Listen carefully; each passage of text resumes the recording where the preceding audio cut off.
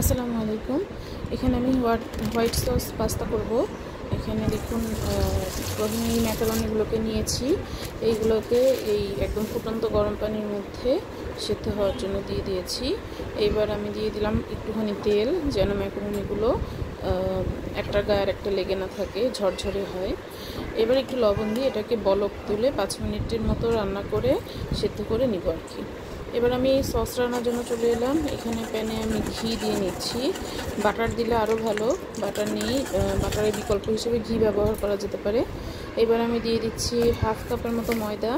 তো ময়দাটাকে ভালো করে ঘিয়ের সঙ্গে মিশিয়ে নিব, যেন একটাও দানা মানে অমিশ্রণ অবস্থায় না থাকে। সুন্দর করে এটাকে ভালো করে মেশাতে হবে, কারণ মেশানো যদি না হয় তাহলে কিন্তু এই দানাগুলো থেকেই যাবে। এরপর আমি দিয়ে দিব পরিমাণ মতো দুধ। এখানে 1.5 কাপের মতো দুধ দেওয়া হবে, যেন সসটা খুব বেশি ঘন না হয়ে যায়। এরপরে দিয়ে দিচ্ছি লবণ, একটু মরিচের গুঁড়ো আর একটু গোলমরিচের গুঁড়ো। মরিচের গুঁড়োর বদলে চিলি ফ্লেক্স দিলেও হবে।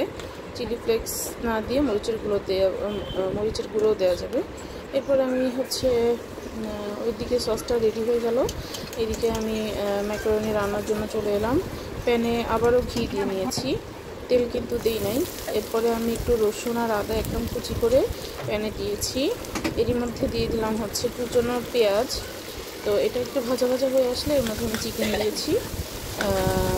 কেউ এই পর্যায়ে চাইলে অন্যান্য সবজি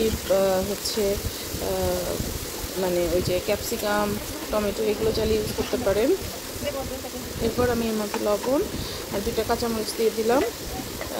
তো এটাকে সুন্দর করে পানি আসা পর্যন্ত অপেক্ষা করতে হবে। পানি চলে আসলে এর মধ্যে আমি একটু টমেটো সস দিয়ে দিচ্ছি। এরপরে এটাকে সুন্দর করে নাড়াচাড়া করে একদম সেদ্ধ হওয়া পর্যন্ত অপেক্ষা করতে হবে।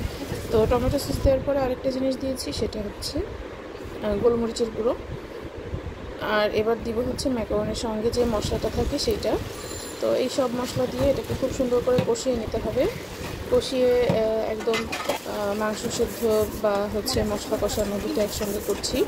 এবার আমি এরকম কষানো হয়ে গেলে এর মধ্যে হোয়াইট সসটা দিয়ে দিচ্ছি। হোয়াইট সসটা দিয়ে এই বাটিটা একটু ধুয়ে দিয়েছি, যেহেতু আমার সসটা বেশ ঘন হয়েছে এই কারণে। তো এরপরে আমি এটাকে সুন্দর করে নাড়াচাড়া করে মাংসের সঙ্গে মিশিয়ে নিব।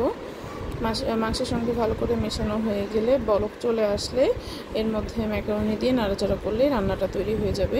খুব সহজেই ঝটপট একদম বাসায় রেস্টুরেন্টের মতো হোয়াইট সস তৈরি করে ম্যাকারনি তৈরি করছি আর কি।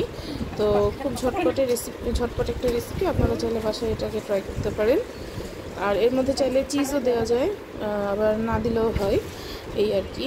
কারণ দুধ আপনার প্রায় চিজের টেস্টটা নিয়ে আসবে। এবার আমার রান্না হয়ে গিয়েছে, এটাকে বেড়ে পরিবেশন করলেই হয়ে যাবে। Thank you.